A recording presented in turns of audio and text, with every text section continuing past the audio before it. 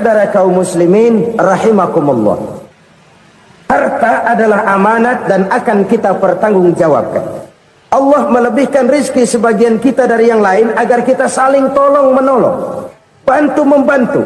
Nabi janjikan, siapa yang meringankan beban saudaranya muslim di dunia, Allah akan meringankan bebannya di akhirat nanti. Sebuah jaminan dari baginda Nabi.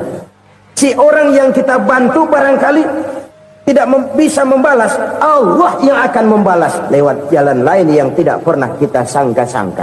Selalu berusaha menyimpan sesuatu yang bisa membawa manfaat, baik untuk dirinya, untuk anak cucunya, maupun untuk keluarganya, untuk masa kini dan masa depannya.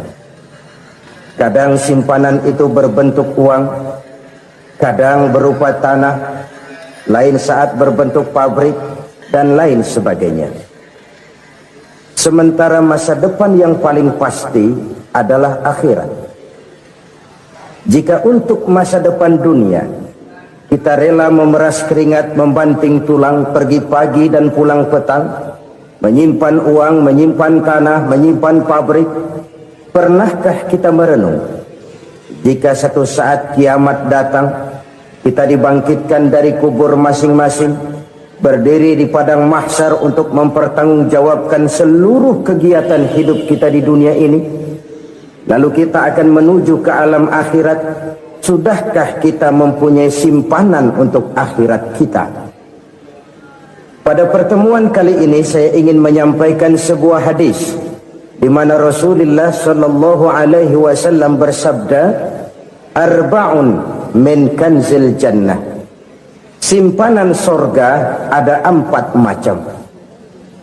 Yang pertama, ikhfa'us sadaqah, menyembunyikan sedekah. Saudara-saudara kaum muslimin, sebagaimana yang kita maklum bahwa Allah Subhanahu wa taala melebihkan sebagian rezeki dari kita terhadap yang lain. Ada yang kaya, ada yang setengah kaya, ada yang miskin, ada yang setengah miskin, dan selanjutnya. Ada yang gajinya kecil tapi penghasilannya gede. Ada yang penghasilannya gede tapi nggak punya gaji. Ada juga yang memang gajinya gede dan penghasilannya gede. Kelebihan rezeki merupakan sunnatullah dan tidak harus membuat kita merasa lebih dari yang lain. Bahkan sebaliknya, kelebihan itu harus membuat kita ringan tangan untuk menolong mereka yang memang memerlukan pertolongan. Kalau saudara diberikan ilmu, maka pertanyaan akhirat cuma satu, ilmumu kau amalkan untuk apa? Kalau saudara diberikan umur yang panjang, pengadilan akhirat juga bertanya satu, umurmu kau habiskan di mana?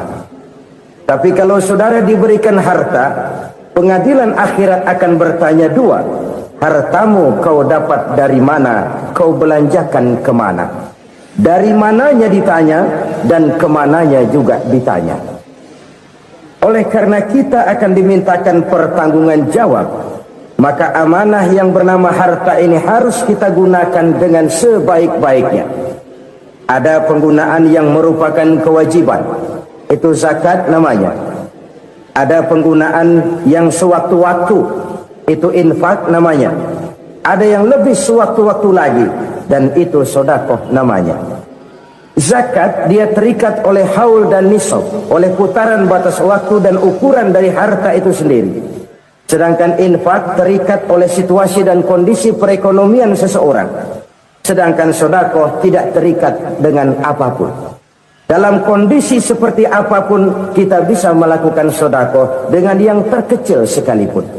Sampai-sampai Rasulullah sallallahu alaihi wasallam mengajarkan, la tahqiranna minal ma'rufi syai'an walau an talqa akhaka biwajhin talik. Atau ada hadis, tabassumuka fi wajhi akhika laka shadaqah.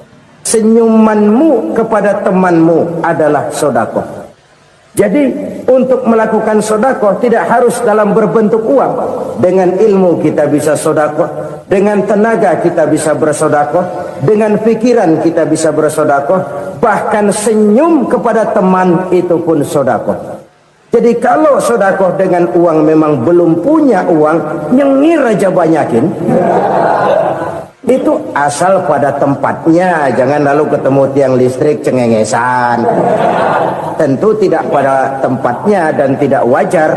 Nah, sodakoh yang paling dicintai Allah adalah sodakoh yang disembunyikan. Artinya jauh dari sifat riya. Kan kadang-kadang ada orang sedekah itu disebutkan namanya, apa tidak bagus? Kalau memang niatnya ikhlas, ya bagus-bagus saja. Untuk memberikan sugesti kepada yang lain. Di Fulan bin Fulan nyumbang sekian, diumumkan. Boleh kalau niatnya untuk memberikan rangsangan kepada yang lain supaya dia menyumbang lebih besar dari orang tadi. Tapi kalau itu mendatangkan riya, maka sodakoh yang paling dicintai Allah adalah sodakoh yang disembunyikan. Tangan kiri saja tidak tahu apa yang diberikan oleh tangan kanan.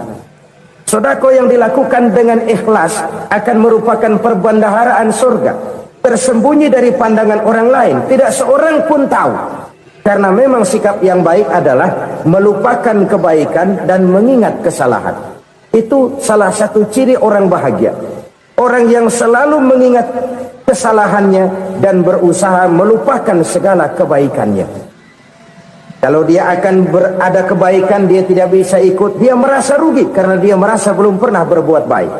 Tapi kalau akan melakukan kesalahan baru, dia ingat kesalahan yang sudah-sudah, sehingga terhalang baginya untuk melakukan satu kesalahan baru. Demikianlah saudara-saudara, bahwa Allah melebihkan rizki sebagian kita dari yang lain, agar terjadi tolong-menolong dalam kehidupan ini. Jadi kesenjangan yang nature, kesenjangan yang alami, itu sunnatullah. Ada yang kaya, ada yang miskin, ada yang kelas menengah. Nah, kenapa lalu sekarang kita berusaha mengentaskan kemiskinan? Oleh karena adanya kesenjangan struktural. Kalau yang kaya bisa semakin kaya, kenapa yang miskin tidak bisa naik jadi ikut sedikit kaya? Sebab pada dasarnya Islam adalah agama yang sejak turunnya sudah berupaya memerangi kemiskinan. Bahkan dikatakan kemiskinan itu mendekatkan kepada kekufuran. Orang kalau miskin udah dekat banget sama kafir. Gampang menjadi kafir. Berapa banyak saudara-saudara kita yang oleh karena soal perut, oleh karena soal materi, terpaksa meninggalkan dan menanggalkan akidahnya, menjual petunjuk yang diberikan Allah dengan hak kesenangan dunia yang cuma sebentar ini. Na'udzubillah, thumma na'udzubillah. Jadi makin kita sembunyikan satu sedekah, semakin banyak perbendaharaan kita di surga. Sedekah yang paling dicintai Allah adalah sedekah yang disembunyikan. Malahan ada seorang sufi, dia punya kebiasaan kalau pergi sholat Jumat, dia bawa uang, itu uang dia taruh di bawah tikar masjid. Dia niat sedekah kepada siapa saja yang nemuin itu duit. Maksudnya apa? Supaya yang nemuin nggak tahu siapa yang punya duit. Demikian dia saking ingin menyembunyikan sedekahnya. Karena sifat riya itu bisa memakan amal kita sendiri. Riya itu termasuk menyebut-nyebut kebaikan kita. Orang yang suka nepuk dada, sedikit-sedikit ngitungnya kalau nggak gua. Tuh kalau nggak gua tuh yang belas itu kalau nggak gua. Iya kalau nggak lu kenapa emang? Orang yang suka menepuk jasad, tuh biasanya memang begitu saudara-saudara. Kalau perang lagi berkecamuk, orang nggak sempat ngaku jadi pahlawan. Tapi begitu perang selesai, yang kagak kenal bedil ngaku pahlawan, mas. Itu sesuatu yang biasa. Oleh karenanya, orang-orang yang ikhlas dalam bersedekah, disembunyikannya sedekah itu, Allah cinta betul. Malahan ada hadis memberikan jaminan, inna sedaqatal mar'il muslimi tazidu fil umri wa tadfa'u mitatas su'i. Sesungguhnya sedekahnya seorang mukmin tazidu fil umri, bisa menambah umur panjang, wa tadfa'u mitata su'i, dan menyelamatkan manusia dari mati secara su'ul khatimah. Jadi siapa yang kepengen panjang umur, banyaklah sedekah. Yang bosan hidup, pelit terus. Sedekah menambah panjang umur dan menyelamatkan manusia dari mati secara su'ul khatimah. Pak, katanya umur itu nggak bisa ditambah, nggak bisa dikurangin. Kapan? Kalau ajal sudah datang. Fa idza jaa ajaluhum la yastakhiruna sa'atan wa la yastaqdimun. Kalau ajal datang tidak bisa dimajukan, tidak bisa dimundurkan. Itu kalau ajal sudah datang. Tidak bisa lagi umur ditambah dikurangi, sudah datang. Tapi kalau belum datang, itu kan haknya Allah. Mau ditambah, mau dikurangi, hak prerogatif Allah. Sebagai pencipta manusia, Allah maha kuasa dan maha mampu. Sedekah ini menambah panjang umur dan menyelamatkan manusia dari mati secara su'ul khatimah. Itu orang mati kan sama ya, kondisinya mati, nggak nafas. Tapi hakikat mati kan lain-lain. Ada yang mati itu husnul khatimah, baik akhirnya.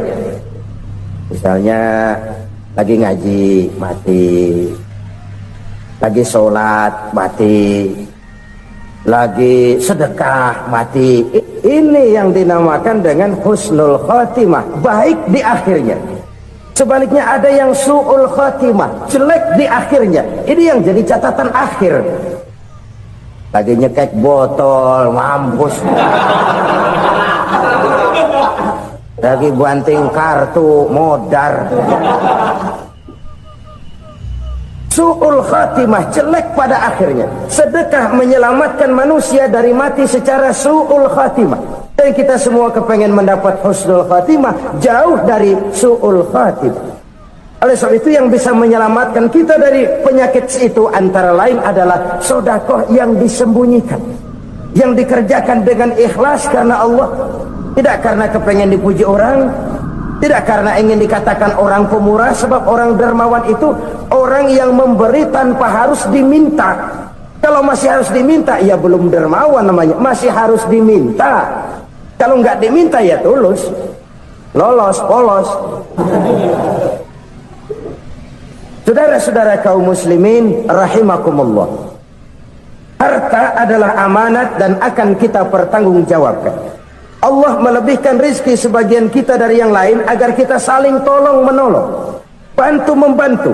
Nabi janjikan, siapa yang meringankan beban saudaranya muslim di dunia, Allah akan meringankan bebannya di akhirat nanti. Sebuah jaminan dari baginda Nabi.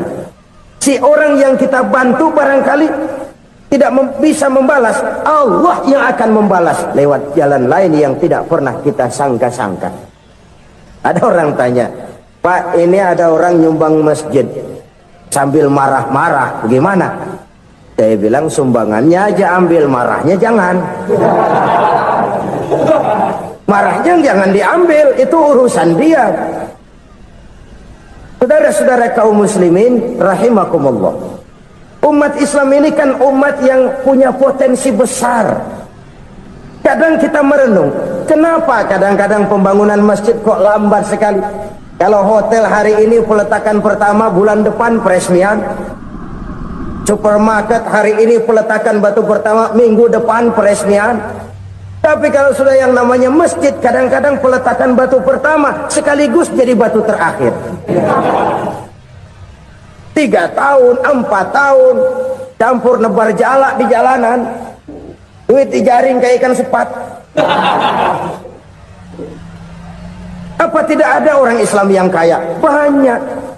Apa tidak ada pengusaha muslim yang jadi konglomerat? Ada. Lalu yang belum banyak itu yang komit terhadap nilai-nilai agamanya. Akhirnya kita jatuh jadi umat yang lemah. Belum ada pengusaha konglomerat muslim buka pabrik super mie cap beduk misalnya umpamanya, atau pabrik kecap cap sorban, supaya identitas keislamannya sedikit kelihatan. Kita jatuh jadi umat yang lemah karena potensi tidak terinventarisir dengan baik. Kita ini ibarat kompor yang cuma matengin nasi orang lain. Potensi kita dimanfaatkan oleh orang lain.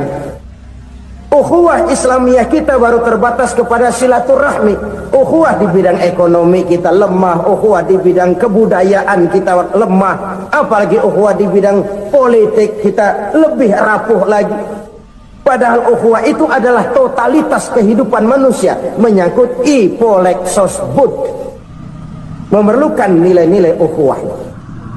Jadi oleh karena itu mari kita menyadari di dalam harta kita, walaupun kita yang cari pergi pagi pulang sore peras keringat banting tulang, di sana ada harta anak yatim, di sana ada hak masjid, di sana ada hak pesantren, di sana ada hak jihad. Berbahagialah seseorang apabila dia oleh Allah dijadikan keran.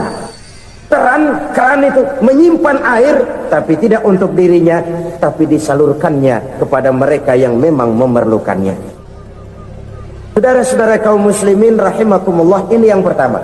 Jadi perbendaharaan surga adalah menyembunyikan sedekah. Orang lain nggak tahu, kita pun nggak pernah ngitung-ngitung. Kita anggap lewat begitu saja, padahal itu deposit akhirat. Satu. Yang kedua, perbendaharaan surga itu apa?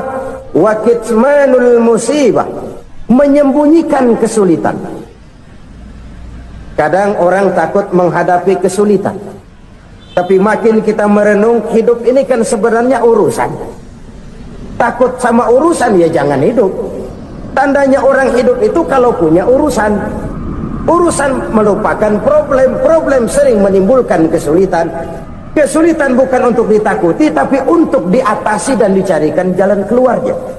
Siapa sih orangnya yang nggak pernah sulit-sulit? Makin tinggi status sosialnya, makin gede urusannya. Makin tinggi kualitas imannya, makin berat tingkat kesulitannya. Cuma memang yang namanya enak itu seperti pelangi. Biang lala itu nggak pernah di atas kepala kita, di atas kepala orang melulu. Lo sih enak lo, kata kita. Dia juga bilang yang enak kan lo. Pelangi itu nggak pernah di atas kepala kita. Kata tukang beca, aduh enak ya naik Mercy. Kata tukang beca, apa yang di dalam mobil Mercy? Aduh enak bener tukang beca, di jok ngeringkuk ngorok pulas bener. Saya kamar pakai AC sejuk, tempat tidur sutra empuk, alga spring bed, kulak kulik nggak bisa pulas kalau belum minum Valium, belum tidur. Enak bener tukang beca, di jok ngorok nggak tahu wetan kulon. Di tukang beca bilang yang di Mercy enak, yang di Mercy bilang tukang beca enak. Inilah enak, nggak pernah di atas kepala kita, di atas kepala orang lain melulu enak itu. Nah saudara-saudara, yang merupakan perbendaharaan surga itu orang yang bisa menyembunyikan kesulitan, baik pribadi ataupun rumah tangga. Nih terutama rumah tangga yang jadi soalnya. Kadang-kadang kita ini kalau senang, sebaliknya kalau senang kita diam, kalem aja, cuek. Banyak banget duit kita bawaan, diam aja udah. Malah ketemu orang takut. Tapi begitu susah, sekampung tahu. Padahal Nabi mengajarkan perbendaharaan surga itu menyembunyikan musibah, menyembunyikan kesulitan. Kalau enak, cerita sama orang-orang. Kalau nggak enak, rasain sendiri, tekan sendiri, atasin sendiri. Kita kan sebaliknya, tenang kita diam, asal lagi susah, paling tidak kita nyari teman buat cerita kesusahan. Siapa orangnya yang nggak pernah susah? Cuma soalnya bagaimana kita mengatasi kesusahan itu sendiri. Begitu juga misalnya kalau orang sudah berumah tangga, itu orang tuanya harus menjadi tempat dia cerita yang enak-enak saja. Yang nggak enak rasain berdua, selesaikan berdua, atasin berdua. Jangan dibalik. Asal senang diam, giliran susah saja. Maknya laporan. Terbalik. Bisa menjaga security informasi. Maka nama bayam keluar diem, malah seluitan. Enak amat lo makan daging ayam. Security informasi. Saudara-saudara kaum muslimin rahimakumullah,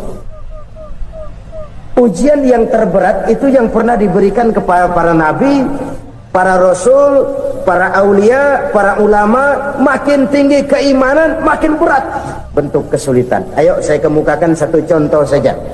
Ada seorang nabi yang kaya, nabi kaya, namanya Nabi Ayub. Iblis kalau orang begini kan keki, ibadahnya rajin, kaya. Nih yang kayak begini susah digodain.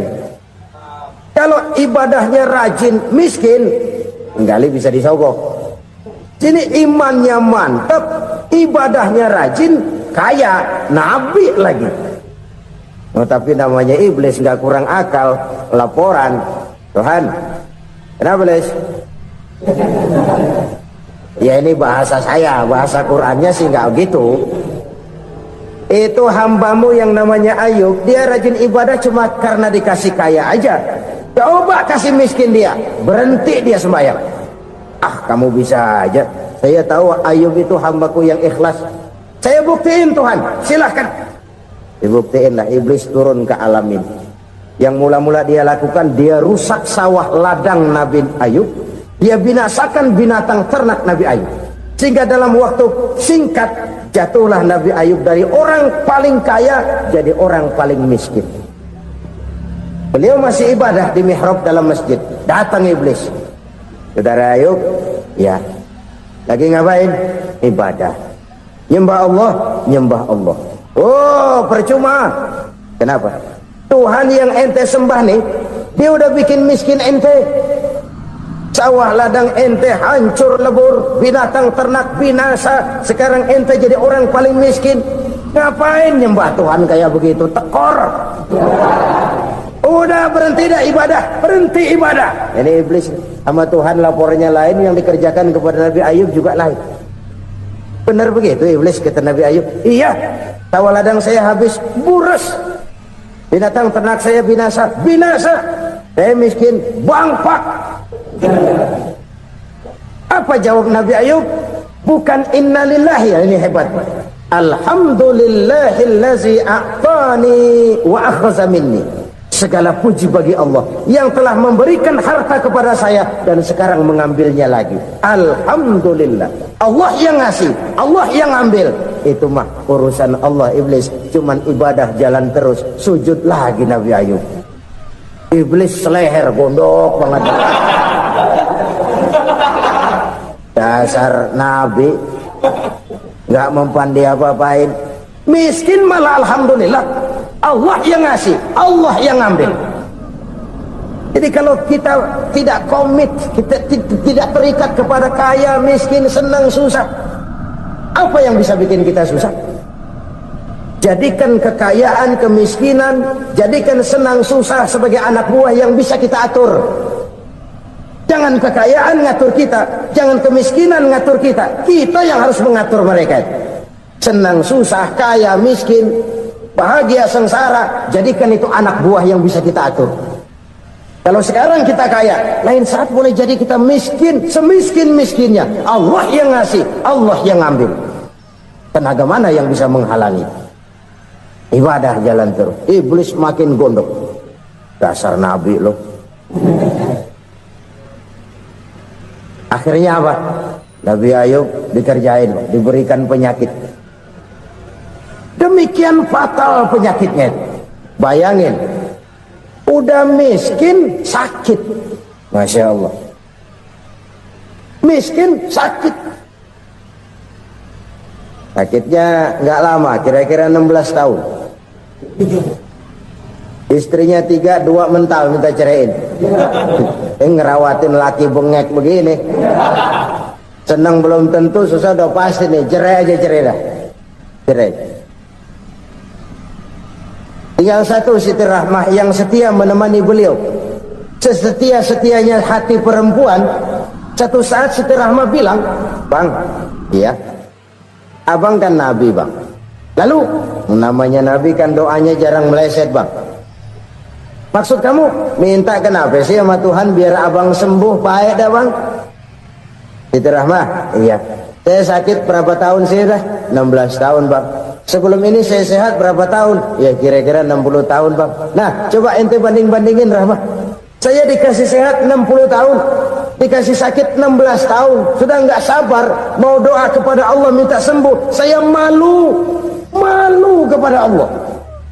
Diuji dengan yang luar biasa seperti ini, tidak mengganggu stabilitas kehambaannya. Dia tetap menghamba kepada Allah Subhanahu wa ta'ala.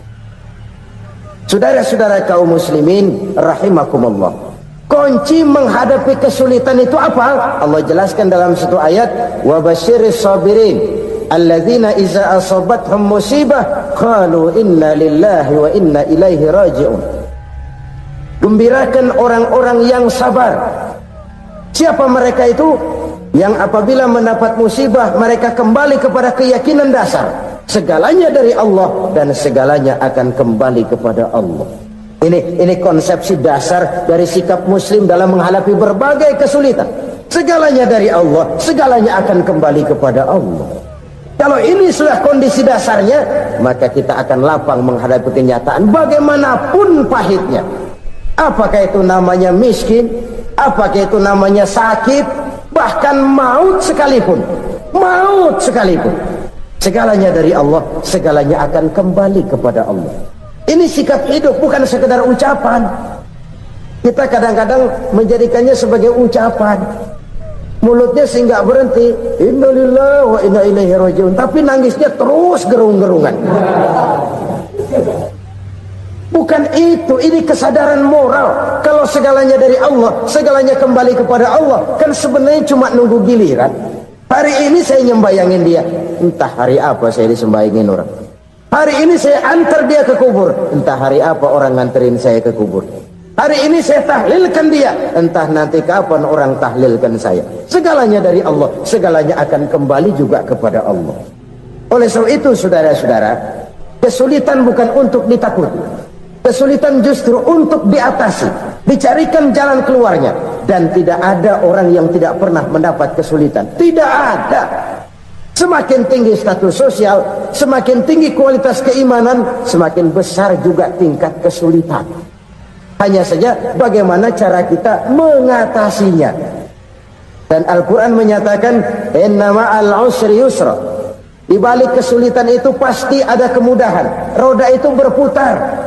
Karena itu Rasulullah sallallahu alaihi wasallam mengingatkan kepada kita, ta'arraf ilallahi fir raha ya'rifka fis syiddah.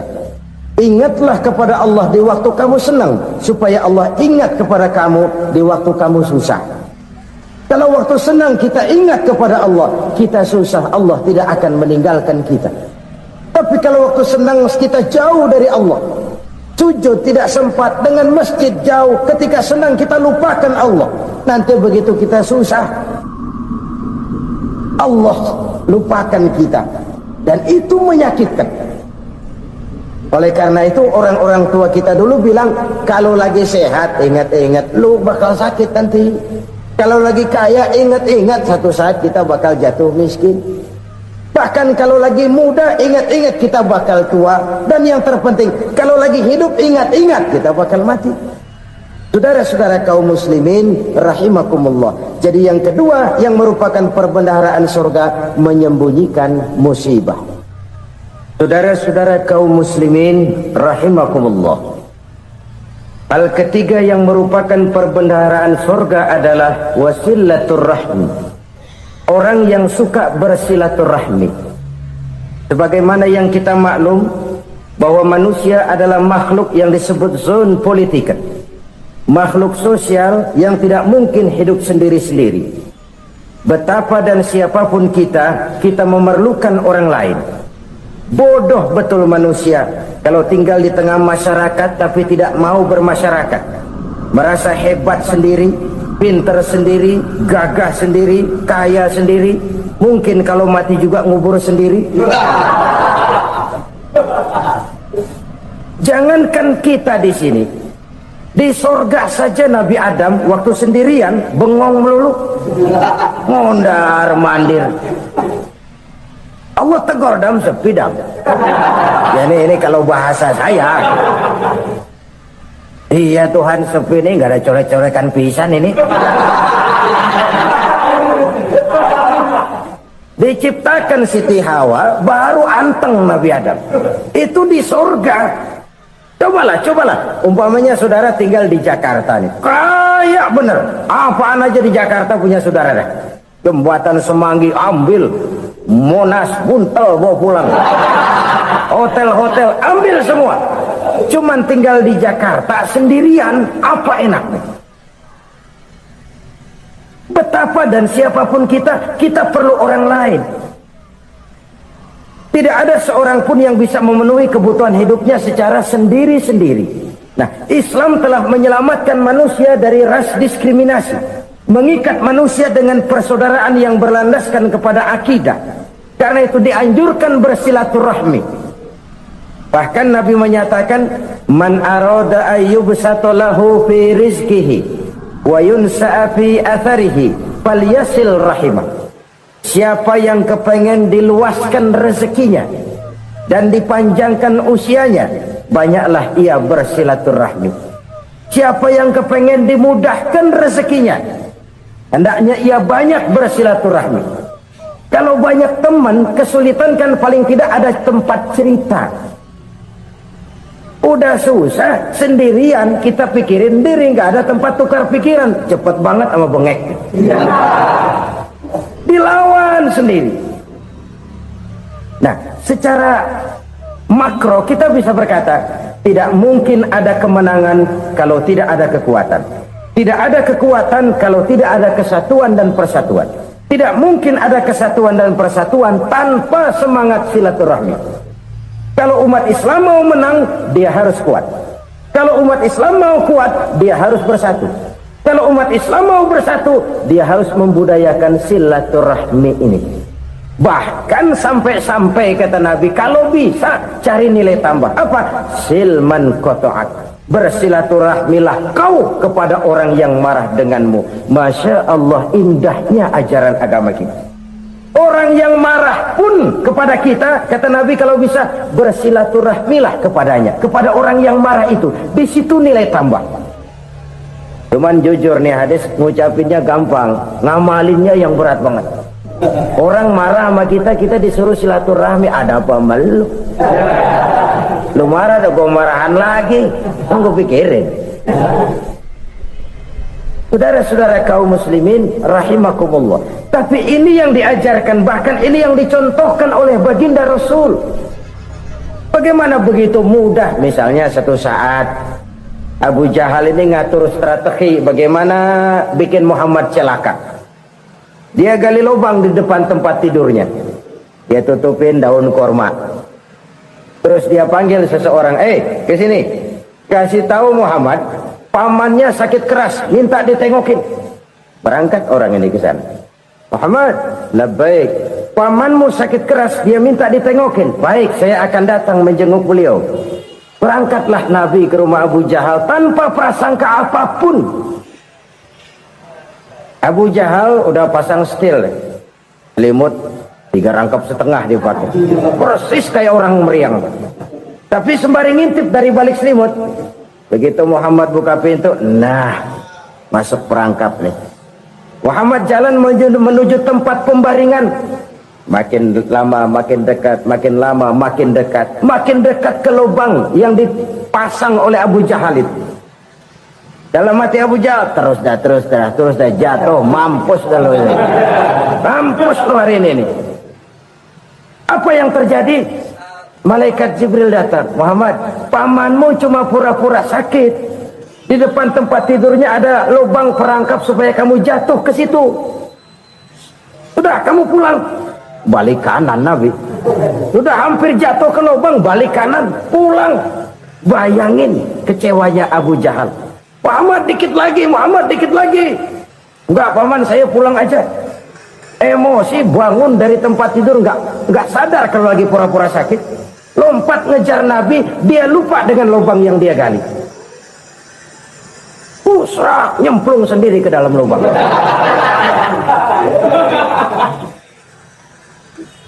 Nabi terus berlalu.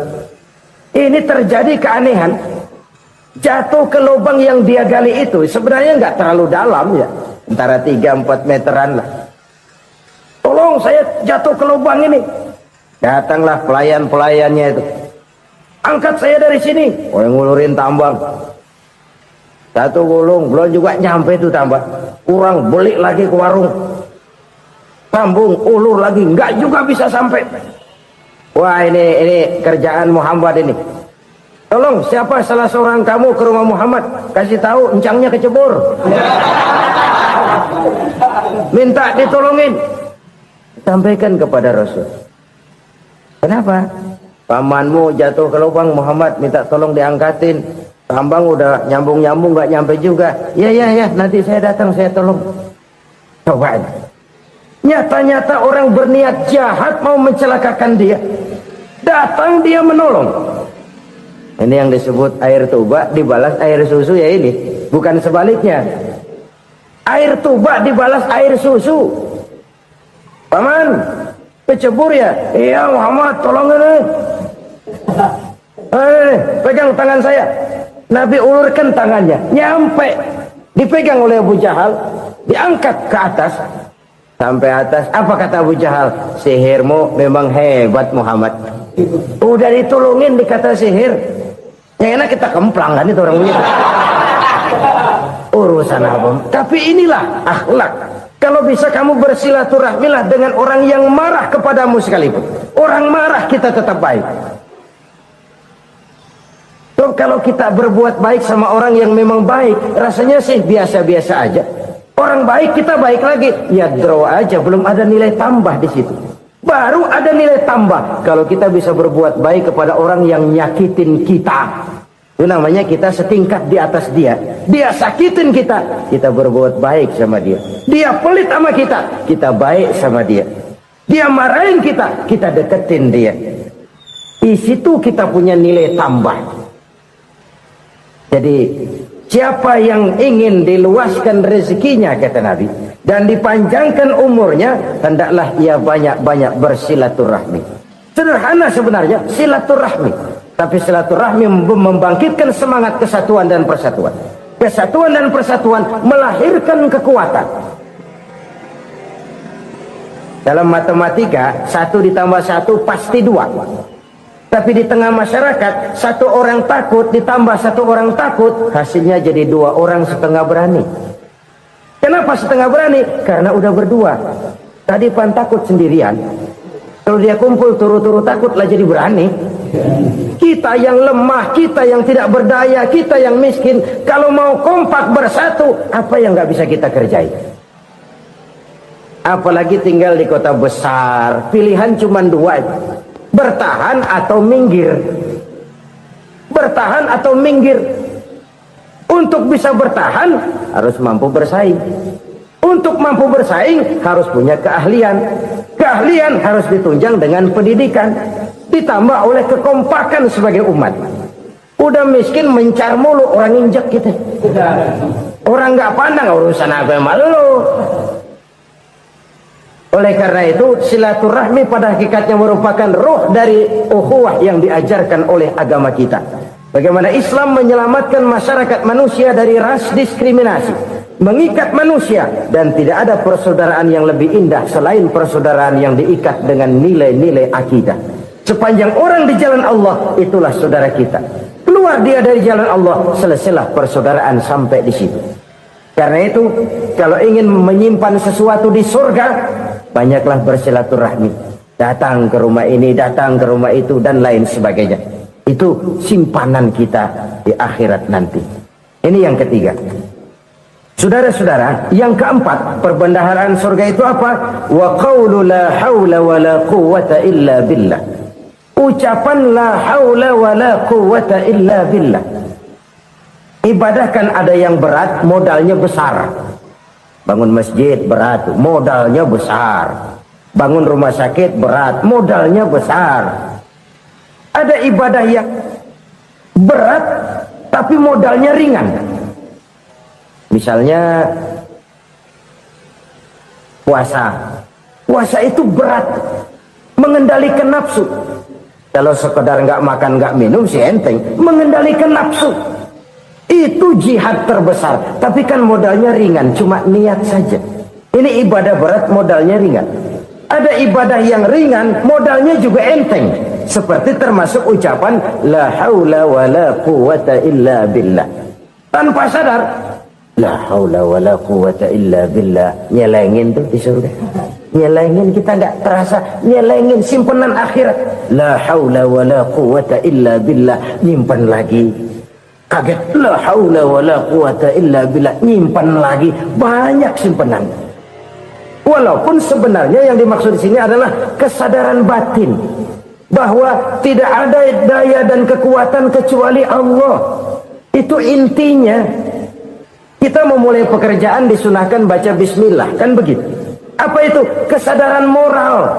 Bahwa ini saya bisa kerjakan. Saya kerjakan ini dengan menyebut nama Allah. Kenapa? Kalau Allah tidak memberikan daya dan kekuatan, mana mampu saya kerjakan ini.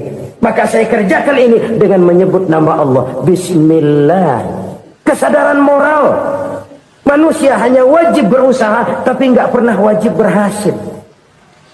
Banyak hal-hal yang kalau kita renungkan secara rasio nggak mungkin, tapi jadi kenyataan. La haula wala quwata illa billah. Tidak ada daya dan kekuatan kecuali bagi Allah semata-mata. Kesadaran moral akan kelemahan dan keterbatasan makhluk bernama manusia. Kadang kita kagum dengan otak, tapi kita sering lupa sama yang bikin otak.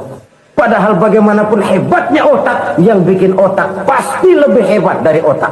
Nggak percaya, silahkan otak-otakan. Inilah kecenderungan. Kita kagum dengan pesawat-pesawat mutakhir, bukan main besi gede banget terbang itu. Alangkah hebatnya. Lalu apa yang bikin otak tidak lebih hebat dari itu semua? Kita puji laut. Apa yang bikin laut tidak lebih hebat dari laut itu? La haula wa la quwata illa billah. Tidak ada daya dan kekuatan kecuali Allah. Apa yang bisa kita lakukan kalau tidak karena daya dan kemampuan yang diberikan oleh Allah kepada kita? Lahirlah sikap tawadu, rendah hati, tidak melonjak menjadi angkuh dan sombong, sadar akan kelemahan dan keterbatasan diri. Sebagai makhluk yang diciptakan oleh Allah Subhanahu wa ta'ala. Jadi satu sisi ini ucapan yang berpahala, la haula, jadi wiridan. Pada sisi lain ini kesadaran moral, sikap mental, kesadaran batin, bahwa yang punya daya dan kekuatan itu cuma Allah. Kita nggak pantas untuk sombong, sebab sombong itu pakaiannya Allah. Kita nggak sedang pakai pakaian Allah, kegedean. Dan makin kita renungi, makin terbentur. Apa sih yang bisa kita sombongin? Kita mau sombong apa? Kaya? Pintar? Itu kan semua relatif. Di atas langit masih ada langit lagi. Jadi oleh karenanya, marilah kita menyadari. Manusia hanya wajib berusaha, tapi tidak pernah wajib berhasil. Yang berusaha saja tidak wajib berhasil, apalagi yang tidak berusaha. Islam bukan agama orang pemalas yang selesai sholat lalu enggelohom, enggelenggem ayem-ayem. Tapi Islam bukan agama orang sombong yang setelah berusaha lalu tidak memerlukan Allah. Kita bisa saja bikin proyeksi, tahun sekian kita bakal panen besar menurut perhitungan otak. Tapi ada kejadian lain. Apa? Tikus ngambek. Habis itu dimakanin tikus, panen gagal. Proyeksi rasional gagal oleh tikus-tikus yang ngambek itu. Bisa saja terjadi. Tahun depan kita panen besar, urung. Kenapa? Musim panas panjang. Dan sekarang ini koran-koran bikin berita musim mengalami penyelewengan. Bukan cuma manusia yang nyeleweng sekarang. Musim pakai nyeleweng. Mestinya kan musim hujan udah selesai, masih hujan-hujan juga. Musim. Nah sekarang kita boleh bikin proyeksi, kita bakal panen besar. Tahu-tahu musim panas panjang, sawah retak, air kering. Cari teknokrat yang paling botak, suruh pendekin tuh musim panas. La haula wa la quwata illa billah. Inilah kesadaran moral. Saudara, saya teringat satu saat ada seorang konglomerat. Umurnya ya kira-kira 70-an. Satu saat dia ditanya oleh wartawan, "Pak, umur Bapak berapa sih?" "Ya paling 10 tahun. 10 tahun. 10 tahun. Anak bapak berapa orang? Satu saja. Satu. Harta bapak berapa? Ya paling-paling bangsa 7 juta kali. 7 juta? Iya. Pak, kenapa bapak bohongi saya? Bapak punya buku biografi. Koran-koran, majalah-majalah banyak memuat cerita riwayat hidup bapak. Saya tahu umur bapak 70. Kenapa bilang cuma 7 tahun? Saya tahu anak bapak 8. Kenapa cuma bilang 1? Saya tahu harta bapak miliaran, mungkin triliunan. Pabrik di mana-mana, bank di mana-mana. Kenapa bilang uang bapak cuma 7 juta? Nah, kata si konglomerat tadi, kamu benar nak, kamu benar. Umur saya kalau jumlahnya memang 70 nak. Cuman ingat-ingat saya, baru 7 tahun terakhir ini saya sujud. Baru 7 tahun terakhir ini saya berusaha dekat dengan Allah. Saya laksanakan perintahnya, saya jauhi larangannya. 7 tahun inilah rasanya yang ada nilainya di hadapan Allah. Yang 63 tahun matong, kelabu, kelem umur gue. Habis untuk maksiat, untuk munkarat. Maka ketika ditanya tadi, umur saya 7 tahun itu. Oh begitu Pak. Oh iya. Lalu anak Pak, anak bapak kan 8. Kenapa bilang cuma 1? Nah, kalau jumlah hitungannya memang anak saya 8. Tapi dari 8 orang ini rasanya cuma 1 nih yang bakal jadi buah hati, belahan jantung, pelanjut cerita, penerus sejarah, bakal jadi anak soleh yang akan mendoakan saya. Cuman 1 rasanya anak saya ini yang bakal jadi buah hati saya, besar-besaran saya, yang akan mendoakan di kubur saya, yang akan mendoakan di akhirat saya. Yang 7 orang mana, Masya Allah, yang 1 tenggeng, yang 1 nyekek botol ngolo, yang 1 nggak karu-karuan. Makanya saya bilang 1 anak saya yang akan bisa mendoakan saya. Oh begitu Pak. Iya. Nah harta Pak, harta bapak kan triliunan. Pabrik bapak di mana-mana. Uang bapak hampir di tiap bank-bank besar. Kenapa bilang cuma 7 juta? Betul kau nak. Harta saya kalau jumlahnya memang miliaran, triliunan mungkin. Tapi yang saya ingat baru 7 juta tuh yang saya belanjakan di jalan Allah.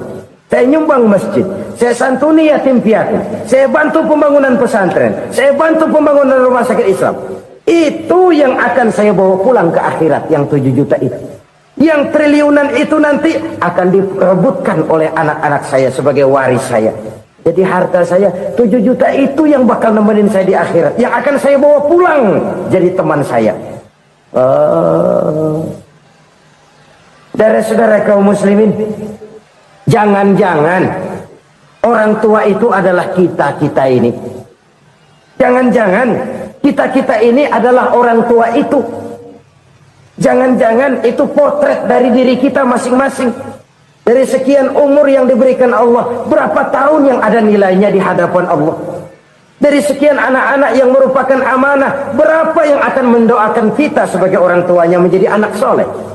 Dari sekian banyak harta yang diberikan Allah, berapa yang akan kita bawa pulang menghadapnya nanti, yang kita belanjakan di jalan Allah. Ini sebuah potret kehidupan. Karena itu kita kembali kepada la haula wa la quwata illa billah. Kita wajib berusaha, kita wajib berikhtiar. Selebihnya segala daya dan kekuatan hanya milik Allah saja semata-mata. Satu kesadaran batin dari setiap pribadi muslim. Setelah ia berusaha dan berikhtiar, ia menyerahkannya kepada Allah Subhanahu wa ta'ala. Jadi satu sisi ini merupakan wiridan ucapan yang mengandung pahala, pada sisi lain ini merupakan sikap batin dari seorang muslim di dalam ia menghadapi realitas kehidupan ini. Saudara-saudara kaum muslimin rahimakumullah, kalau ini kita jadikan satu basis kehidupan, maka ini akan menyelamatkan manusia dari kemungkinan tergelincir menjadi orang yang lupa diri dan lupa darat. Sebab itu Imamul Ghazali berpesan, jadidis safinah fa innal bahra amiq, wa khuziz zad fa inna safara ba'id, wa khaffifil hamla fa innal hamla sadid. Perbarui selalu kapalmu karena lautan sangat dalam. Bawa bekal yang banyak karena perjalanan ini sangat jauh. Ringankan beban, karena kebanyakan beban akan menyakitkan. Alangkah indah kalimat ini, alangkah dalam makna yang terkandung di sana. Perbarui selalu kapalmu karena lautan sangat dalam. Apa artinya ini? Jaga mentalmu baik-baik, pelihara imanmu baik-baik, karena hidup penuh cobaan seperti lautan. Kita kalau berlayar di lautan kan kadang-kadang tenang, angin bertiup sepoi-sepoi basah. Jika malam datang, bintang gemintang bertabur menghias cakrawala, rembulan memantulkan sinarnya dengan indah. Dalam keadaan begitu berlayar enak. Tapi lain saat ombak menggunung, halilintar menyambar, angin topan bertiup. Berapa banyak sudah saudara-saudara kita yang tenggelam di lautan dunia tanpa sadar bahwa dia belum sampai kepada pantai yang akan dituju. Berapa banyak sudah saudara-saudara kita yang tenggelam di lautan dunia ini tanpa sempat bangkit lagi. Dia menyangka sudah sampai kepada tujuannya. Hati-hati kapal jangan sampai bocor karena lautan sangat dalam. Iman ini jaga baik-baik karena hidup penuh dengan ujian. Wa khuzizat fa inna safara ba'id. Bawa bekal yang banyak karena perjalanan sangat jauh. Saudara mau ke Bandung, bawa duit. Saudara mau ke Surabaya, banyakkan lagi duitnya. Saudara mau ke Mekah, gepokan, iketan tuh duit nggak lembaran lagi. Makin jauh perjalanan, makin banyak bekal yang harus kita bawa. Kalau saudara dari Jakarta mau ke Surabaya, kagak bawa duit berangkat juga, itu sih bukan berani namanya, nekat. Sampai Surabaya belum tentu, sengsara di jalan udah pasti. Kenapa? Nggak bawa bekal berangkat. Sama juga kita nih, misalnya belum sempat sembahyang, mati. Waduh, berani banget orang. Belum punya bekal, mati. Sengsara di jalan. Atau bekal tidak cukup. Dari Jakarta saudara mau ke Surabaya, bawa duit 500 perak. Paling jauh Cikampek nyampenya itu. Paling jauh itu. Antara jauhnya perjalanan dengan bekal yang saudara bawa tidak seimbang. Hidup ini perjalanan panjang, a walking tour. Dimulai dari alam arwah, sebelum jasad diciptakan, roh diciptakan lebih dulu. Dari situ pindah ke alam rahim, dari alam rahim pindah ke alam dunia, dari alam dunia pindah ke alam barzah, baru menuju akhirat. Satu perjalanan panjang. Kalau bekal tidak bawa, sengsara di jalan. Bawa bekal yang banyak karena perjalanan ini sangat jauh. Wa khaffifil hamla, ringankan beban karena beban itu cuma akan menyulitkan. Kalau bekal itu sih keperluan, tapi beban nggak kita perluin, cuma ngeberat-beratin. Apa ini beban? Dosa, kecurangan, kebatilan, kesoliman, ketidakadilan, kesewenang-wenangan. Itu akan jadi beban kita di akhirat. Alangkah celakanya, perjalanan panjang, bekal tidak bawa, beban kelewat banyak, alamat sengsara di jalan. Pahala tidak ada, dosa berlipat ganda. Na'udzubillah, summa na'udzubillah. Kalau kita rangkum nasihat Al-Ghazali dengan kisah si konglomerat tadi, kita akan mengambil kesimpulan. Pertama, bekal terbaik dalam menghadapi gejolak kehidupan ini tidak lain adalah iman. Yang kedua, pahala dan dosa. Dua hal kontroversial. Pahala adalah bekal, dosa adalah beban. Tapi kita sekarang kan tidak begitu terangsang kepada yang abstrak. Orang berlomba mencari yang konkret-konkret saja, yang real. Kalau memang dosa, benjol dong, kira-kira begitu. Kira-kira begitu. Persis orang Yahudi dulu. Orang Yahudi itu kan pernah minta kepada Nabi Musa, Ya Musa, lan nu'mina laka hatta narallaha jahrah. Musa, kami nggak bakal mau beriman kepada Allah kalau belum kami lihat Allah ada nongkrong di depan kami. Kalau memang Tuhan ada, taruh dong di depan kami. Mau yang konkret-konkret saja. Kalau memang dosa, benjol dong. Kalau memang pahala, berasa dong. Orang terangsang kepada yang real, yang konkret-konkret saja. Karena itu untuk mengejar dosa orang mau bayar, tapi untuk mengejar pahala walaupun tidak bayar orang segan. Ini yang dikatakan oleh Nabi, kamu mengharapkan ke surga tapi kamu berat melaksanakan sesuatu yang bisa membawa kamu ke surga. Kamu ingin jauh dari neraka, tapi tiap saat kamu lakukan perbuatan-perbuatan yang justru menjerumuskan kamu ke neraka. Idda'aitum an-najata minan nar wa ramaitum fiha anfusakum. Kamu ingin selamat dari neraka, tapi kamu lemparkan diri kamu ke neraka. Kamu ingin masuk surga, tapi berat sekali kamu melakukan perbuatan-perbuatan yang bisa menyampaikan kamu di surga. Saudara-saudara kaum muslimin rahimakumullah. Jadi hal keempat yang merupakan perbendaharaan surga adalah la haula wa la quwwata illa billah. Satu sisi ini merupakan ucapan yang memperberat timbangan akhirat. Pada sisi lain ini merupakan sikap hidup seorang muslim. Kesadaran batin yang sangat dalam bahwa tidak ada daya dan kekuatan kecuali Allah. Dan itu kita simbolkan pada saat memulai pekerjaan dengan bismillah, dengan menyebut nama Allah. Satu kesadaran moral, saya hanya bisa melakukan ini karena diberikan daya dan kekuatan oleh Allah. Lahirlah sikap tawadu, rendah hati, tidak melonjak menjadi angkuh dan sombong. Saudara-saudara, sampai sini dulu jumpa kita kali ini. Semoga 4 perbendaharaan surga ini dapat kita lakukan, yang kelak akan merupakan bekal kita di kemudian hari nanti. Amin ya rabbal alamin. La ilaha illallah, bahwa tidak ada Tuhan yang perlu disembah selain daripada Allah subhanahu wa ta'ala.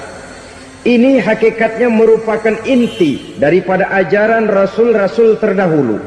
Kenapa?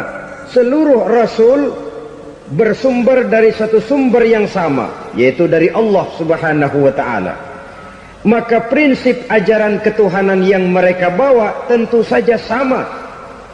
Nabi Adam mengajarkan la ilaha illallah, Nabi Nuh mengajarkan la ilaha illallah, cuma tentu sambungannya Nuh Rasulullah.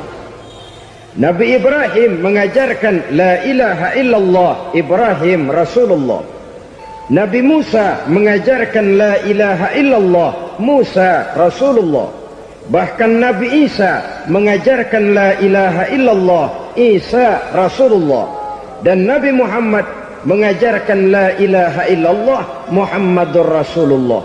Akhlak manusia kepada Allah dengan menanamkan tauhid. Jadi kalau ingin berakhlak yang benar kepada Allah, jaga tauhid, pegang teguh akidah. Saudara-saudara kaum muslimin rahimakumullah, lawan daripada tauhid adalah kufur. Kufur bisa 2, bisa kufur iman, bisa kufur nikmat. Kufur itu sifatnya, kafir itu orangnya. Ada orang kufur iman, dan ini merusak akhlak kepada Allah subhanahu wa ta'ala. Kufur iman itu kadang-kadang bentuknya syirik, orangnya disebut musyrik. Kufur iman itu kadang-kadang bentuknya nifaq, orangnya disebut munafik. Kufur iman itu kadang-kadang bentuknya riddah, orangnya disebut murtad. Ini merupakan jenis daripada kufur-kufur iman dan tergelincirnya manusia daripada akhlak kepada Allah subhanahu wa ta'ala. Benar, di zaman sekarang kita tidak menyembah berhala. Memang di zaman sekarang kita tidak menyembah patung. Iya, kita tidak berkeyakinan Tuhan lebih dari satu. Tapi kadang-kadang akhlak kita kepada Allah sering lentur dan luntur, sering bergoyang dan tergoncang, sering kena erosi dan polusi. Bahwa kita tidak menyembah Latta, Uzza, Manat dan Hubal seperti masyarakat jahiliyah dahulu, memang. Tapi Latta zaman sekarang, Uzza zaman sekarang, Manat dan Hubal di zaman sekarang, berhala-berhala di abad kita sekarang ini, kadang-kadang bernama harta, kadang-kadang bernama wanita, kadang-kadang bernama tahta, mungkin juga bernama Toyota.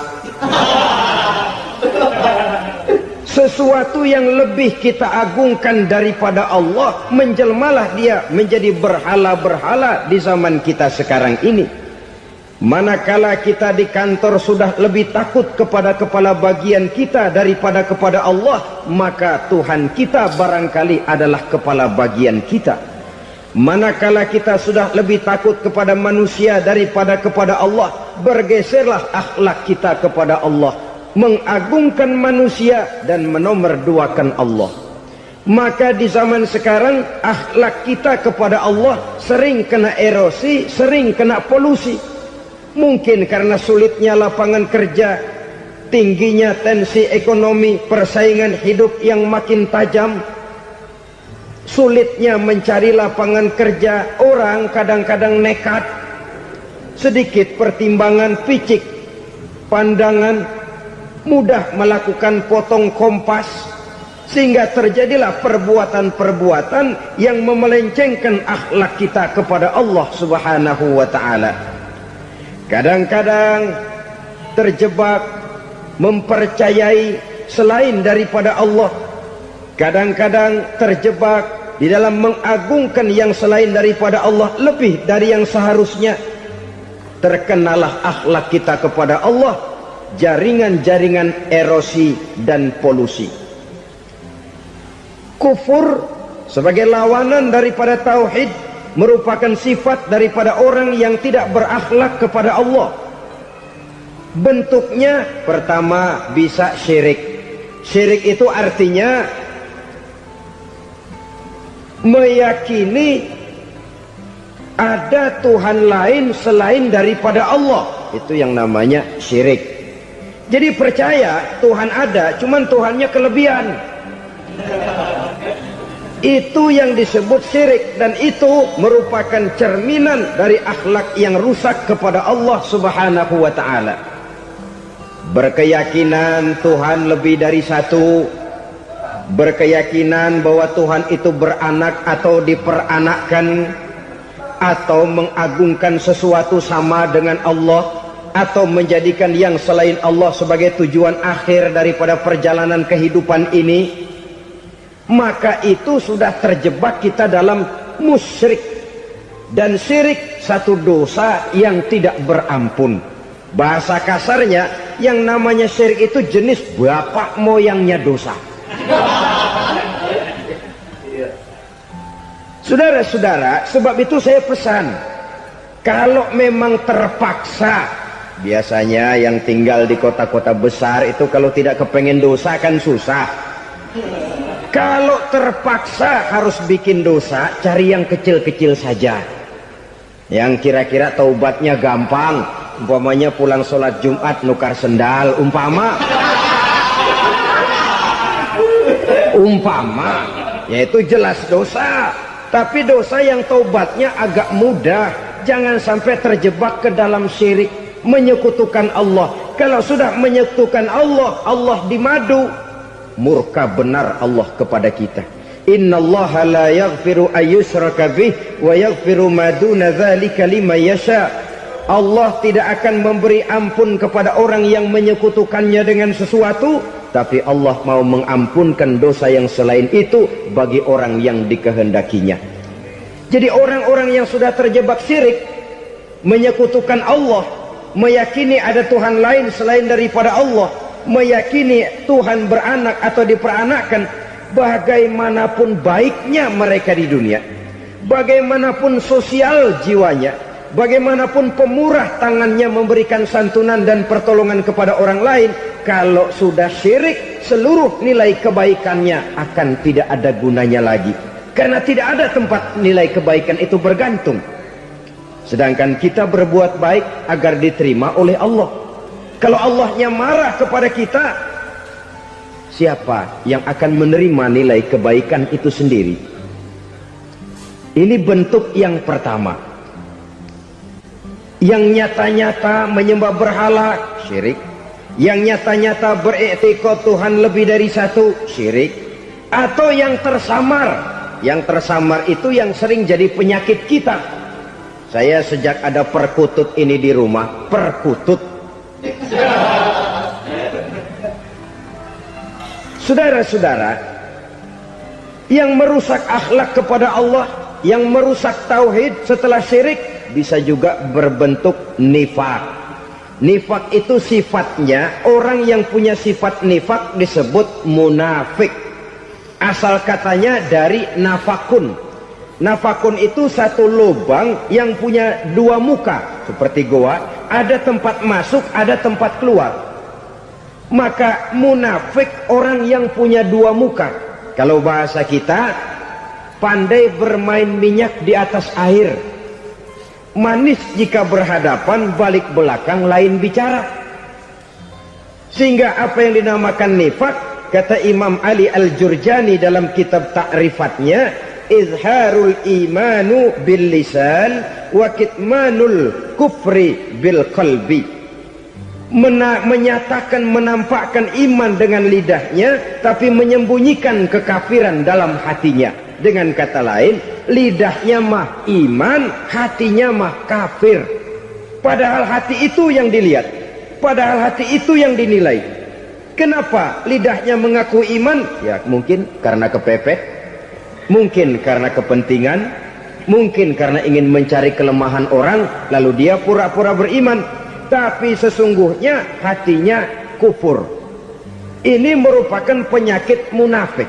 Dan terus terang, menghadapi orang munafik jauh lebih berat daripada menghadapi orang kafir. Kenapa? Munafik ini kan musuh dalam selimut. Mau dibilang musuh nyata-nyata, apalagi di zaman Rasul ya, ketika periode Madinah, berat sekali menghadapi orang munafik. Mau dibilang kafir, kalau ketemu assalamualaikumnya medok juga. Mau dibilang mukmin, di belakang ngegerundel, nyari-nyari penyakit, nyari-nyari lantaran, mencari-cari gara-gara. Kalau kafir jelas kafirnya, kalau musyrik jelas musyriknya. Tapi munafik, di depan kita dia mengaku beriman, di belakang kita dia caci maki kita. Maka demikian rupa watak orang munafik, Allah benci betul. Sampai dalam Quran orang munafik itu divonis innal munafikin fid darkil asfal minan nar. Orang-orang munafik di dasar jurang neraka yang paling bawah, keraknya neraka. Saudara-saudara kaum muslimin rahimakumullah, sebab munafik sangat berbahaya, membahayakan umat, membahayakan agama. Di depan kita mereka ngaku pura-pura beriman, kalau pidato luar biasa, memuji agama setinggi langit, menampakkan seolah-olah dia orang yang dekat dengan agama. Saudara-saudara, agama penting, agama mutlak. Tapi yang ngomong begitu agamanya apa, remeng-remeng. Cuma sekedar lipstick, cuma sekedar dekorasi, cuma sekedar kamuflase buat ngibuli orang lain. Dia mengaku beragama, mengatakan agama mutlak, menganggap agama penting, seolah-olah memperhatikan benar tentang tatanan kehidupan beragama, tapi sebenarnya di hatinya tidak lebih berkecamuk penyakit-penyakit kufur. Maka sifat munafik ini termasuk menodai tauhid, artinya merusak akhlak kita kepada Allah Subhanahu wa ta'ala. Sifat yang ketiga yang juga merusak akhlak kita kepada Allah dinamakan riddah. Riddah itu sifatnya, orang yang punya sifat riddah disebut murtad. Murtad keluar dari Islam. Keluar dari Islam tentu tadinya di dalam Islam. Oleh satu perbuatan dia bisa menjadi murtad. Misalnya tadinya dia iman benar kepada Allah, tapi melarat. Kadang-kadang sehari masak, 3 hari libur. Akhirnya oleh kesulitan ekonomi dia tidak kuat. Ada yang menawarkan kebaikan, dibawain supermi, dibawain obat-obatan, diberikan beras. Goyah imannya. Keluar dia dari Islam, ikut agama orang yang memberikan pertolongan kepadanya, memilih kesenangan sebentar dengan mengorbankan kebahagiaan yang kekal. Maka orang semacam itu riddah sifatnya, murtad orangnya, keluar dari Islam. Dan yang menyebabkan kita murtad bukan cuma orang nyata-nyata memproklamirkan diri keluar dari Islam lalu mengikuti agama orang lain. Bukan cuma itu. Mengakui ada Rasul lagi sesudah Nabi Muhammad bisa menyebabkan kita murtad. Mengingkari nikmat Allah bisa menyebabkan kita murtad. Meyakini semua agama benar bisa menyebabkan orang menjadi murtad. Meragukan kesempurnaan dan kelengkapan Al-Quran bisa menyebabkan orang jadi murtad. Mengingkari sunnah bisa menyebabkan orang menjadi murtad. Banyak hal-hal yang bisa mendatangkan penyakit riddah dan membuat pelakunya menjadi murtad. Dan ini menodai akhlak kita kepada Allah Subhanahu wa ta'ala. Itu tadi kufur iman, saudara-saudara. Nyata-nyata mengingkari Allah, baik dalam bentuk syirik, nifak ataupun riddah. Kufur yang kedua dinamakan kufur nikmat. Apa itu kufur nikmat? Sitru nikmatil mun'im au ya'malu fi mukhalafatil mun'im. Menutup-nutup nikmat Allah atau melakukan perbuatan yang menentang, bertentangan dengan kehendak yang memberikan nikmat. Jadi kufur nikmat pertama, nutup-nutupin Tuhan. Tuhan jalingin. Duit lu banyak amat, dari mana? Gua kerja. Lalu kerjanya nomor satu. Orang yang berakhlak kepada Allah, dia akan menjawab, kamu uangnya kok banyak, dari mana? Rezeki dari Allah. Caranya, saya kerja. Kerja itu cara, rezeki itu dari Allah datangnya. Bukankah di zaman sekarang kita sering terpleset? Ini merupakan cerminan dari rapuhnya akhlak kita kepada Allah Subhanahu wa ta'ala. Karena usaha saya memang, karena saya peras keringat banting tulang, tentu. Tapi sadarkah kita bahwa sepanjang yang bisa kita lakukan cuma berusaha, peras keringat banting tulang?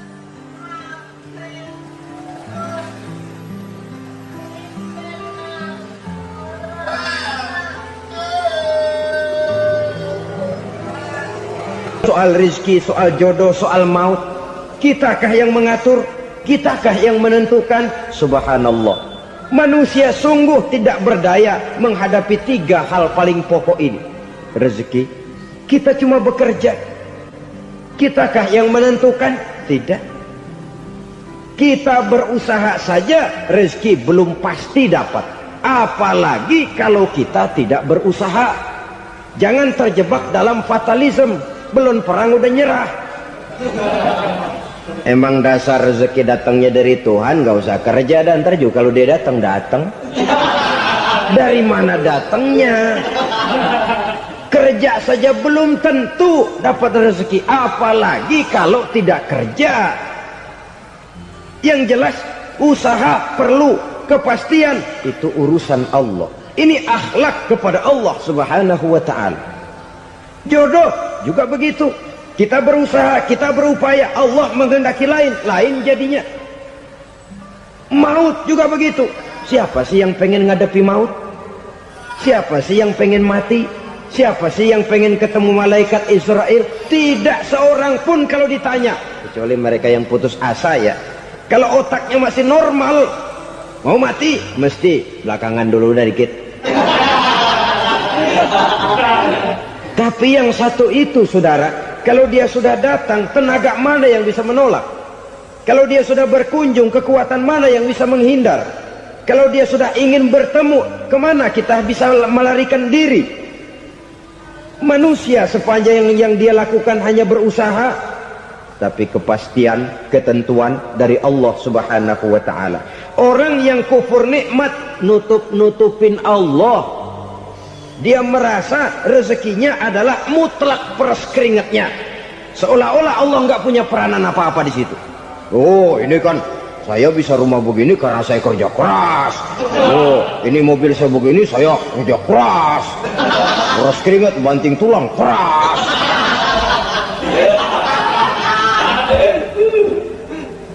Saudara-saudara kaum muslimin rahimahkumullah. Jadi menutup-nutupi Allah. Akibatnya nanti Kalau dia berhasil, Allah ketutupan. Kalau dia gagal, orang lain dicaci maki, dicari kambing hitam. Nah, kambing hitam kan mahal. Karena orang sering cari-cari kambing hitam. Jarang orang mau jujur kalau bertemu kesulitan lalu mencari sebab pada dirinya sendiri. Yang paling enak ya nyalain orang. Lo begitu. Orang lain yang paling enak kita salahin. Au ya'malu fi mukhalafatil mun'im, atau dia melakukan sesuatu yang tidak sesuai dengan kehendak yang memberikannya nikmat. Diberikan kita tangan, mulut sih nggak berhenti, terima kasih Tuhan, alhamdulillah saya dikasih tangan. Cuma nih tangan enteng mat nabokin orang mulu. Itu sudah mukhalafatul mun'im, bertentangan dengan kehendak yang memberikan nikmat. Diberikan harta, mulutnya mah basah, terima kasih Tuhan, alhamdulillah dikasih harta, tapi pelitnya minta ampun. Kikir koret medit. Ini juga termasuk kufur nikmat, mempergunakan suatu nikmat bertentangan dengan kehendak daripada yang memberikan nikmat itu sendiri. Saudara-saudara kaum muslimin rahimakumullah, oleh karenanya kufur iman memang lebih bahaya daripada kufur nikmat. Tapi jangan lupa, kufur nikmat bisa menyeret orang kepada kufur iman. Nah kalau Allah udah dialingin, Tuhan sudah dinomor duain, lama-lama kenapa dia tidak mendewakan dirinya sendiri, mendewakan pangkatnya, mendewa-dewakan otaknya, mendewa-dewakan kemampuannya?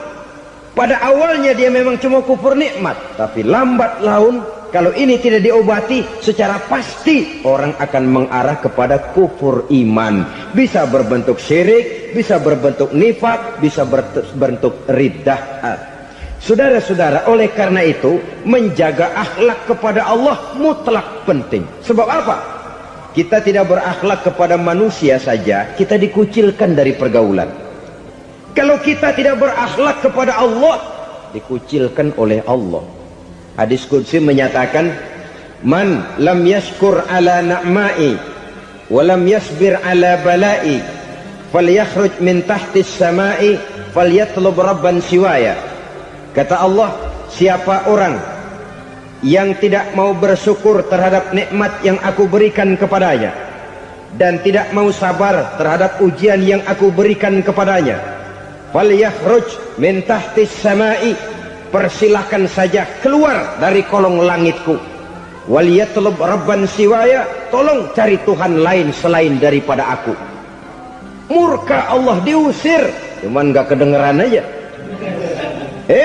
Siapa yang tidak mau syukur terhadap nikmatku, siapa yang tidak mau sabar terhadap ujian yang aku berikan kepadanya, persilahkan keluar dari kolong langitku ini, cari Tuhan lain selain aku. Langit Tuhan yang punya, Tuhan kita lawan, diusir dari kolong langit, mau pindah ke kolong mana?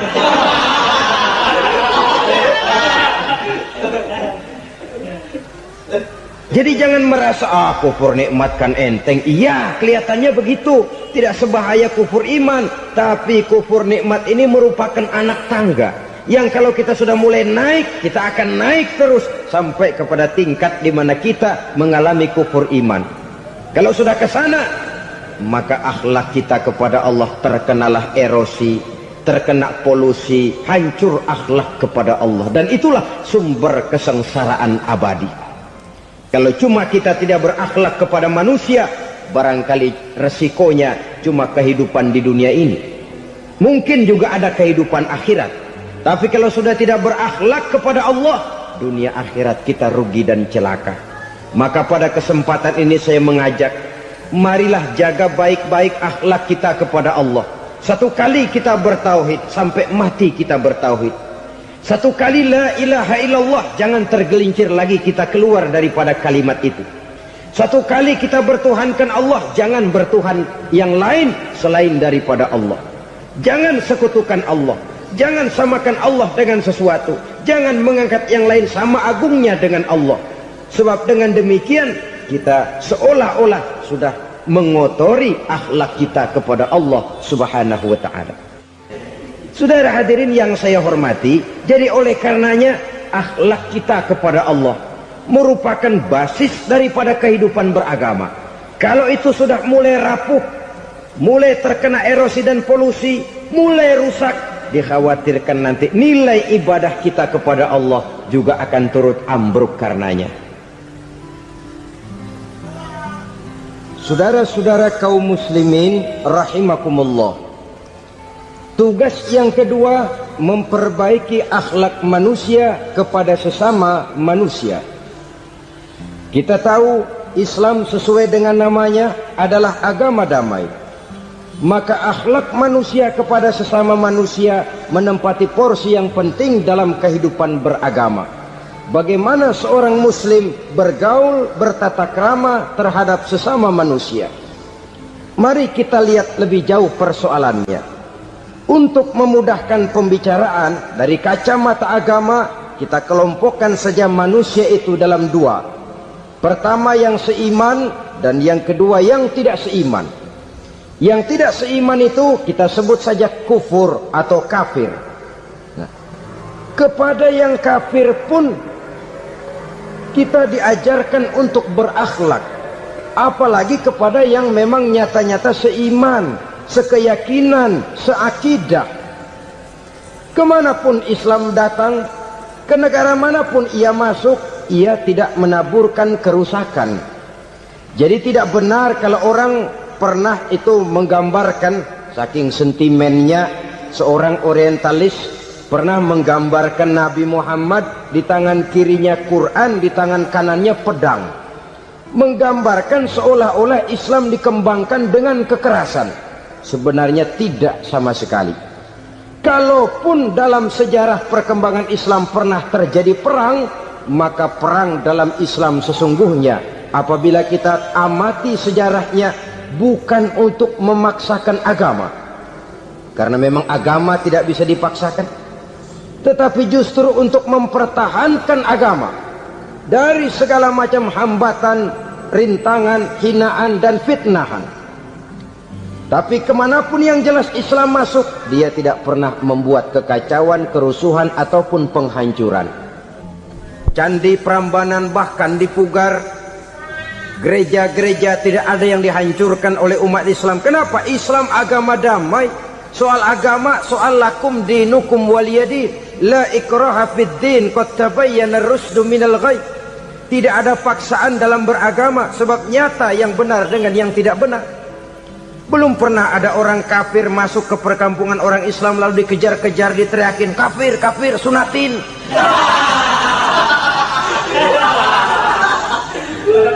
Belum pernah. Kenapa? Islam menghormati orang lain agama. Nah, yang kafir ini macam-macam, saudara. Ada kafir harbi. Nah, ini kafir kerok. Ini kafir yang nyata-nyata memproklamirkan permusuhan kepada umat Islam, nyata-nyata mengganggu ketenangan umat Islam. Kafir yang seperti ini yang boleh diperangi. Misalnya kita mau sembahyang Jumat dijagain, nggak boleh sembahyang Jumat, getok palanya.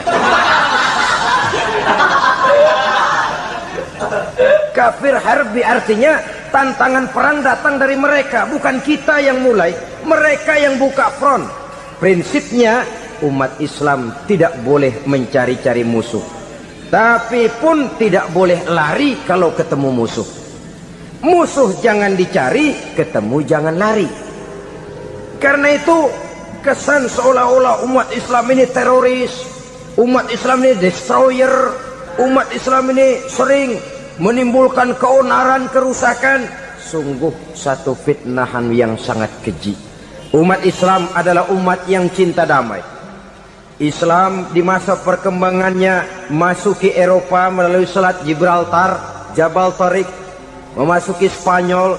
Islam tidak pernah meruntuhkan gereja, Islam tidak pernah membunuh orang-orang Nasrani.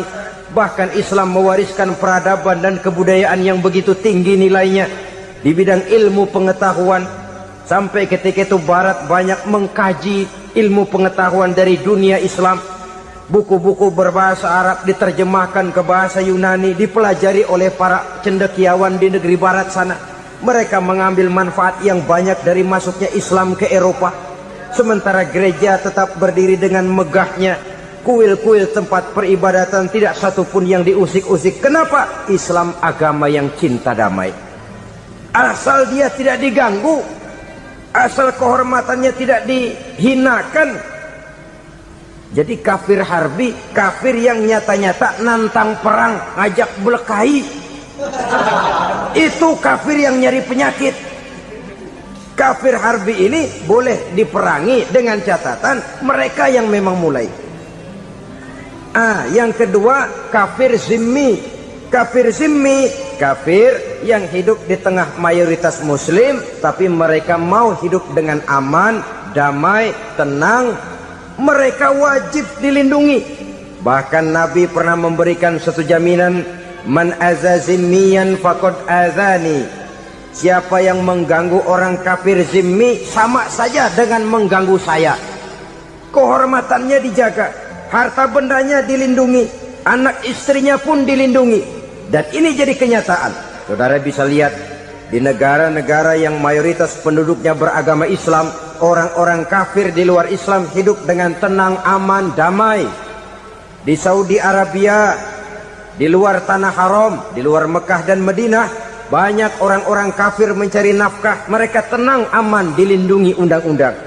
Begitu di Mesir, begitu di negara Indonesia yang berdasarkan Pancasila ini. Kehidupan beragama menimbulkan gairah, rukun, tenang, aman, damai, sepanjang tidak saling ganggu, tidak saling usik, menghargai orang yang sudah beragama, tidak menjadikan penganut suatu agama sebagai sasaran dari dakwah agama lainnya. Saudara-saudara kaum muslimin rahimakumullah. Jadi memang oleh Al-Quran kita dianjurkan asyidda 'alal kuffar ruhama bainahum. Tegas kepada orang kafir, kasih sayang kepada sesama muslim. Tapi tegas bukanlah berarti marah-marahan, bukan berarti musuh-musuhan, bukan ngajaki perang. Tegas dalam arti punya garis tentang kehidupan beragama, lakum dinukum waliyadin. Soal kehidupan sosial, mari kerjasama. Bangun jalan, ayo rame-rame. Siskamling, mari bebarengan. Bikin puskesmas, mari sama-sama. Tapi kalau sudah soal agama, itu tidak perlu ada toleransi agama. Yang perlu toleransi antar umat beragama. Kalau umatnya mau kerjasama silakan, tapi tidak menyangkut soal ibadah. Jangan kerjasama di bidang ibadah. Itu kerjasama yang salah pasang, saudara-saudara. Sehingga dengan demikian toleransi adalah menyangkut kehidupan antar umat beragama. Sedangkan agama sendiri punya coupling yang nyata. Sehingga dengan demikian tegas kepada orang kafir dalam arti kita punya satu kepribadian. Tidak ngambang. Enggak, lalu kalau ditanya orang, sebenarnya agama lu apa sih? Gua mah gimana musimnya aja. Agama pakai musim kayak rambutan. Akhirnya ya begitu, musim-musiman. Ke masjid kelihatan, ke gereja hayo, ke candi nongol, ke apa? Bingung malaikat bagaimana nyatetnya nih bocah ini. Di mana aja ada. Kita punya satu kepribadian. Saya muslim dan garis saya ini, lakum dinukum waliyadin. Bagi Tuhan persilakan agama Tuhan, bagi kami agama kami. Kami hormati Tuhan, Tuhan hormat kepada kami. Tapi soal agama, couplingnya jelas. Kerjasama, mari urusan muamalah, bidang sosial. Yuk kita siskamling sama-sama dengan orang lain agama. Mari jaga kerukunan, kesatuan, persatuan, kekompakan. Perbaiki jalan yang rusak, mari sama-sama. Mendandani jembatan yang runtuh, mari sama-sama. Tapi sembahyang, couplingnya lain-lain. Sebab Nabi juga dulu pernah ditawarkan begitu loh sama kafir jahiliyah dulu, Quraisy itu. Sudah Muhammad, sekarang begini saja, kita join aja daripada marah-marahan. Hari ini saya oke, menyembah Tuhanmu Allah. Besok gantian kamu menyembah Tuhan kita, Latta, Uzza, Manat dan Hubal. turun, qul ya ayyuhal kafirun la a'budu ma ta'budun. Soal ibadah kaplingnya jelas, tidak boleh dicampur adukkan. Sebab kalau tidak, kita akan mulai kehilangan identitas diri, dan disitulah krisis kehidupan keyakinan beragama dimulai dari krisis identitas. Hujan gede kan mulainya gerimis dulu. Di mana-mana ya gerimis dulu. Gerimis makin lama makin gede. Kita akan mulai dengan kehilangan identitas diri. Dari sana nanti kita malu mengakui keislaman kita. Kalau orang Islam malu mengakui keislamannya, ini kan ironi, menyedihkan. Ngakui Islamnya saja malu, menonjolkan keislamannya malu. Tidak ada rasa bangga beragama. Padahal ini modal dasar. Hanyalah dengan rasa bangga beragama kita lalu konsekuen. Bangga yang tidak konsekuen, wah pokoknya kan gua kan Islam, agama yang paling benar. Tapi hidupnya sendiri jauh dari tuntunan Islam. Itu bangga yang tidak beralasan, bangga yang tidak perlu dibanggakan sebenarnya. Kebanggaan yang membuat kita konsekuen dan dekat dengan kehidupan beragama. Jadi dengan demikian saudara-saudara, kepada non-muslim kita juga harus berakhlak. Bukankah ini sudah dicontohkan oleh Rasul? Bagaimana beliau disambiti orang di Taif, yang menyambiti malah didoakan. Bagaimana Suraqah mau membunuh beliau, malah Suraqah didoakan. Bagaimana Abu Jahal dan Abu Lahab saking mangkalnya. Ini Abu Jahal pernah gali lubang di kamarnya sendiri, di depan tempat tidurnya. Setelah dia gali lubang, ditutupin pakai keraras korma. Lalu dia tarik selimut, belagak meriang. Dia pesan pesuruhnya, bilangin Muhammad encangnya meriang.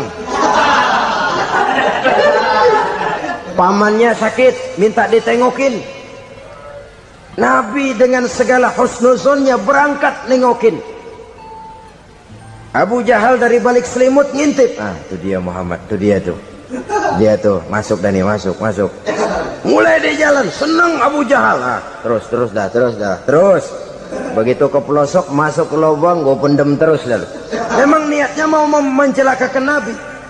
Sudah tinggal beberapa langkah lagi Nabi akan berjalan ke arah lubang itu. Malaikat Jibril ngasih tahu, Muhammad, Abu Jahal pamanmu cuma pura-pura sakit. Di depan tempat tidur itu ada lubang sudah dia gali untuk menjerumuskan kamu. Sudah balik pulang. Balik badan Nabi. Sudah hampir mau melangkah, kakinya malah muter pulang. Abu Jahal yang ngelihat Nabi sudah hampir jatuh nggak jadi, balik pulang. Lupa kalau lagi sakit. Udah Muhammad buruan sini. Ke pintu dia kejar. Dia lupa sama lubang yang dia gali. Begitu dia kejar, dia yang kepelosok masuk ke dalamnya.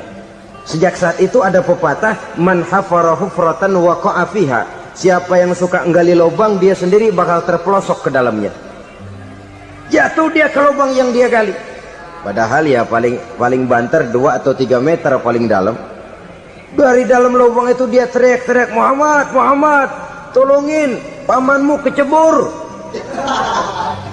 Kasih tahu Muhammad, kasih tahu, datang lagi lah pesuruhnya.